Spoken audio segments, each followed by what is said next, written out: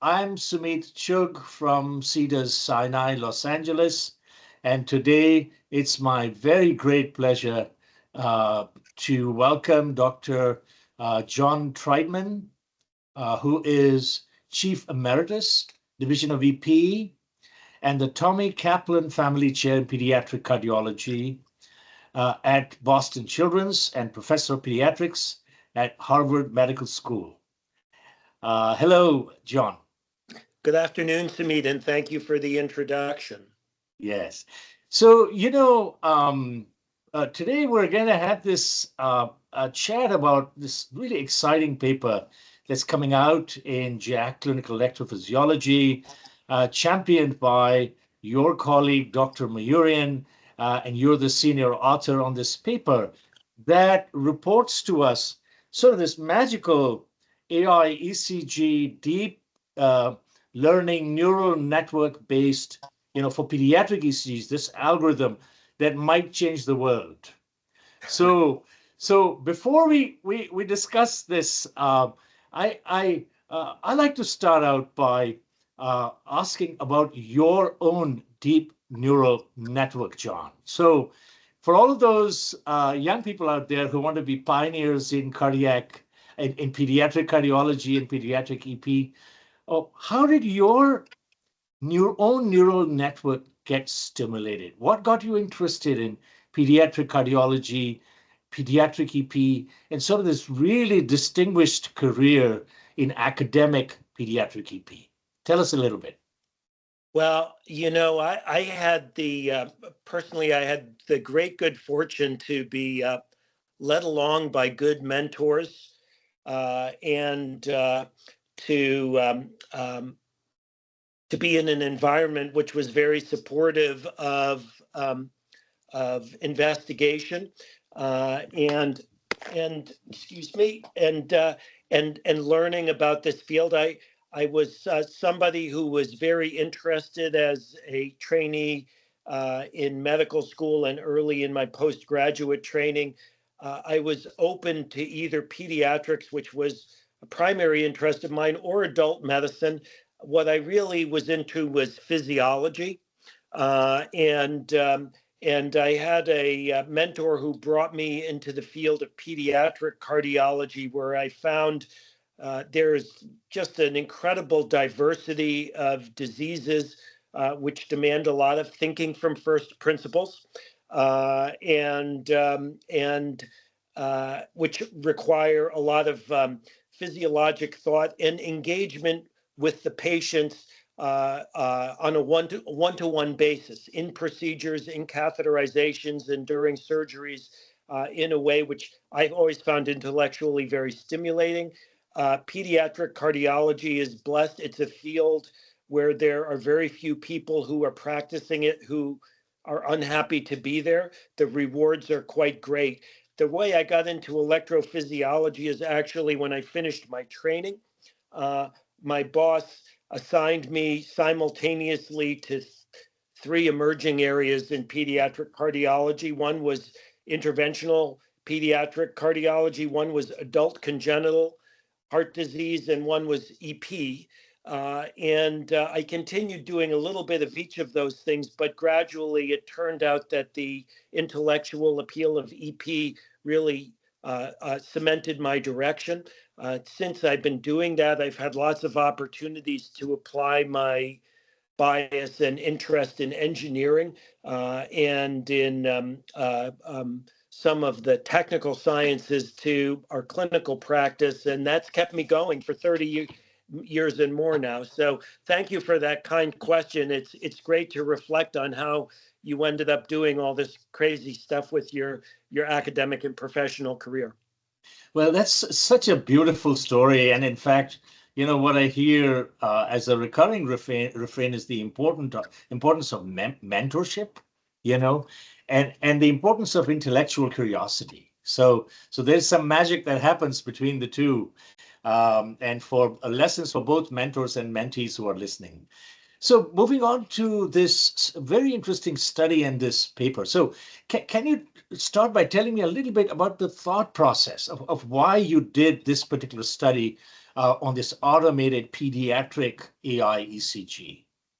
Well, I would be remiss if I didn't start by giving major kudos to the first author of this paper, my mentee, Joshua Maorian, who is a brilliant young physician, has a degree in chemical engineering before he came into medicine, and has both a real facility with modern techniques of computational analysis, and also a real interest in thinking about the distribution of healthcare and access to healthcare in different parts of the country and different parts of the world. I've been interested in the ECG for a long time, I feel it's a test that we do all the time in pediatrics, and we don't get as much out of it as we potentially could. And so I had begun to do some basic and less sophisticated research. I got Dr. Maorian started on this, and he supercharged it. And this particular study is only now, it's perhaps the fifth or sixth paper we've published together in the last year and a half about applying artificial intelligence methodologies to the ECG. It's the first of those there where we've really gone straight at the diagnosis of the ECG itself. The basic idea of this is that there are some certain ineluctable qualities of physicians in recognizing not only abnormalities in ECGs, but also recognizing what normal ECGs look like in all their variation. And that while we take these things for granted at academic and high volume medical centers, those skills are not available everywhere. And we are fortunate at Boston Children's Hospital to have a truly massive data repository of well-studied and well-validated clinical materials that seemed very well suited to this type of question. So that was, I'll stop there, Sumeet. That was kind of the genesis of this project. If you'd like, I'd be happy to tell you a little bit more about the details of it. Yes, I'm going to pick up on a couple of things you said, and you know, on reading this really beautiful paper, it seems like a very important piece of this is that you use a repository of mostly pediatric ECGs, because, you know, 10 to 11% of these patients, as expected, had adult congenital heart disease, which is sort of like a pediatric/adult population anyway, because that's where their disease begins at young ages.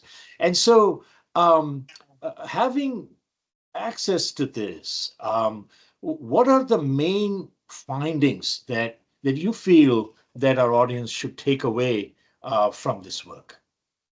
Well, you know, we do have an incredible data repository here. This study was based on the electrocardiograms done in more than 200,000 patients, almost 600,000 ECGs, and although we do have, you know, a fair number of adult congenital patients, the median age of these patients was between 11 and 12 years old, and many of them, you know, are infants and toddlers, and as you may know, the developmental changes in the ECG from birth through early childhood to young adult age are quite substantial, even in the normal ECG, you know, apart from pathology.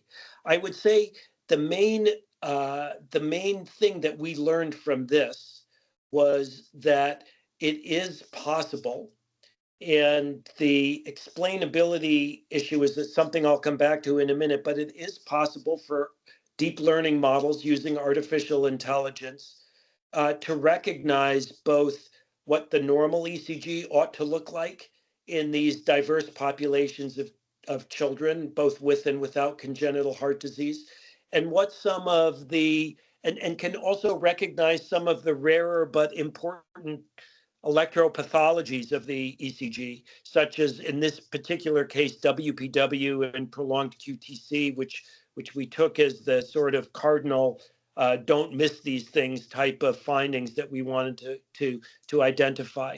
And in all those cases, both the identification of normal and the identification of those specific abnormals, we found that the AI models performed not only well, but to some extent, they were able to emulate the performance of our most expert ECG readers. That is, those 8 or 10 of us who over the last 20 or 30 years have read literally tens of thousands of ECGs and are sort of deemed to be the gold standard for standard reading practice.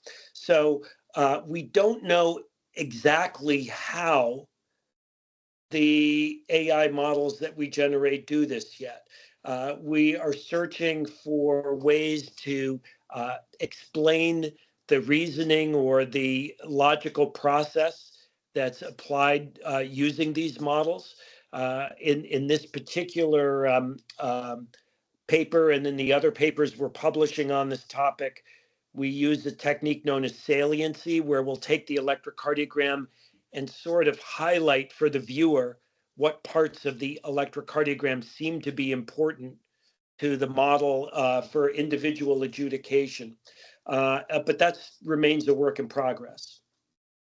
So, so what I'm taking away from this is that now we have access to an automated algorithm that can, with a high throughput, make a diagnosis using mostly pediatric, but some adult congenital ECGs of any abnormality on the ECG with a particular strength in identifying pre-excitation and prolonged QT interval.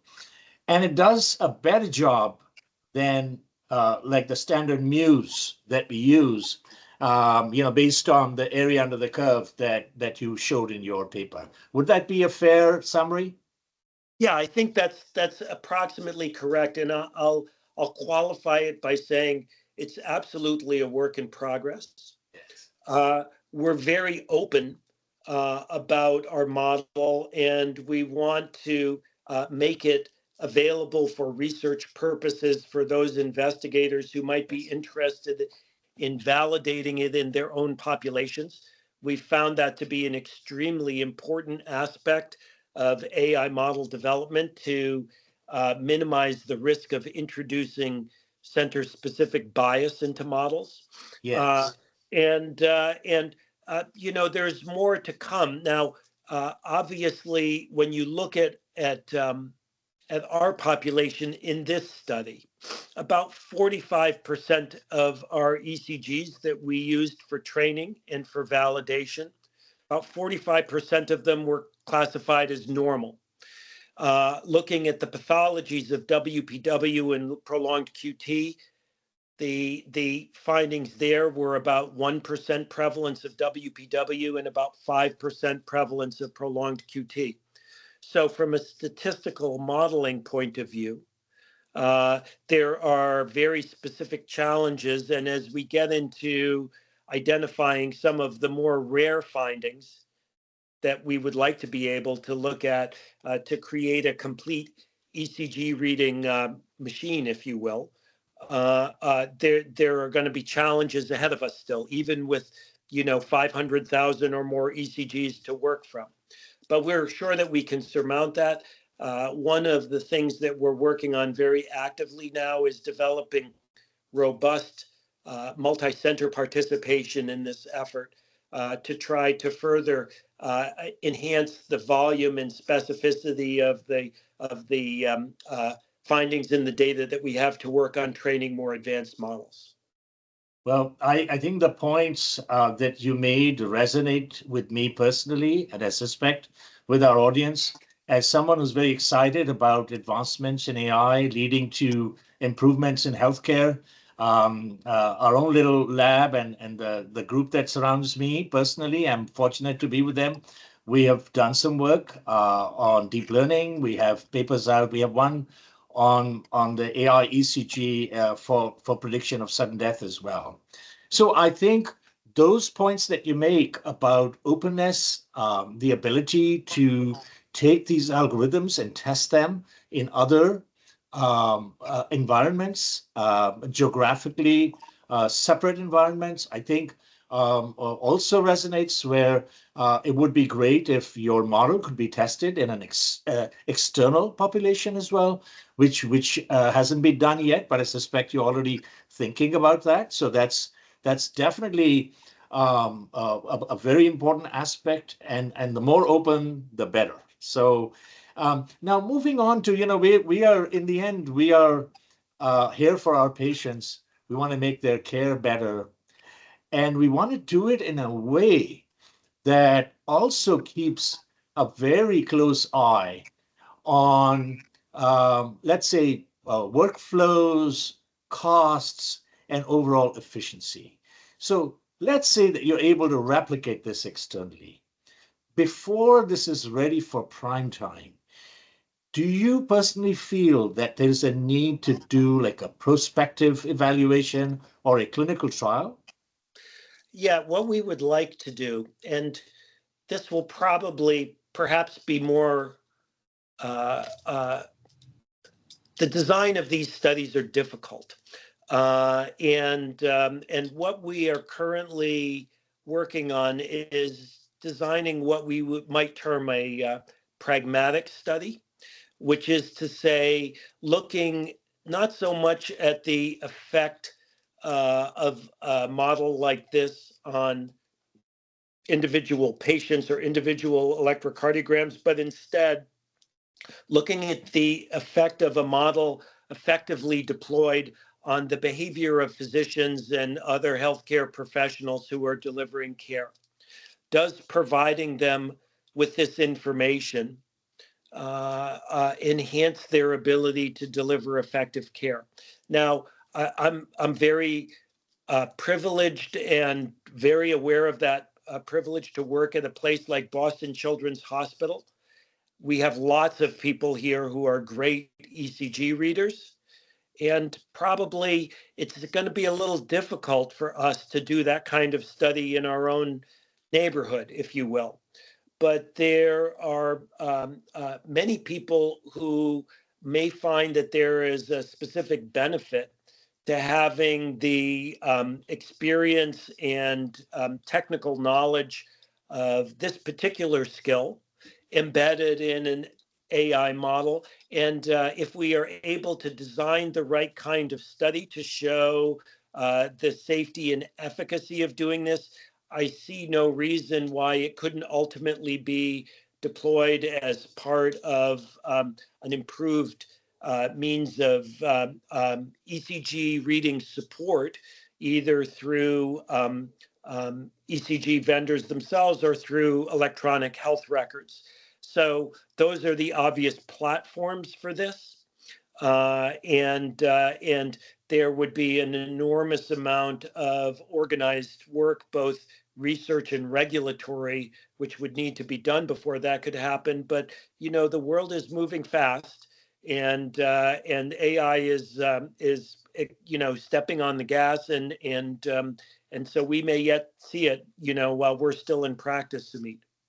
Yes, I completely agree. It's a very wise approach, and it's not limited to this model. It's any of these various models that are coming up so quickly that unless we do due diligence to the sustainability of these models, at least perform some tests, we don't want to let them out, without seeing the benefit or the potential benefit. So once again, John, it's great to catch up with you. And as a deputy editor of JACC Clinical Electrophysiology, on behalf of our journal and our colleagues, our audience, let me congratulate you, Dr. Mayurian, and your colleagues on publishing this absolutely superb paper in JACC Clinical Electrophysiology. And we'll look forward to more wonderful, exciting science coming from your group, as always. Well, thank you very much, Sumeet. It's been a pleasure. I really want to give a shout out again to Josh Mayurian, who will be speaking on this topic this weekend at the ACC meetings in Chicago. And I would also like to thank my co-authors, Bill LaCava, Sarah DiFerrante, particularly Doug Ma, Mark Alexander, and Ed Walsh, who, along with myself, adjudicated many hundreds of ECGs as part of the meat of this study. And thank you for the opportunity to bring it forward to the JACC EP audience in this way. It's a real honor and a pleasure to speak to you. Take care, John. All the best. Thank you very much, Sumeet.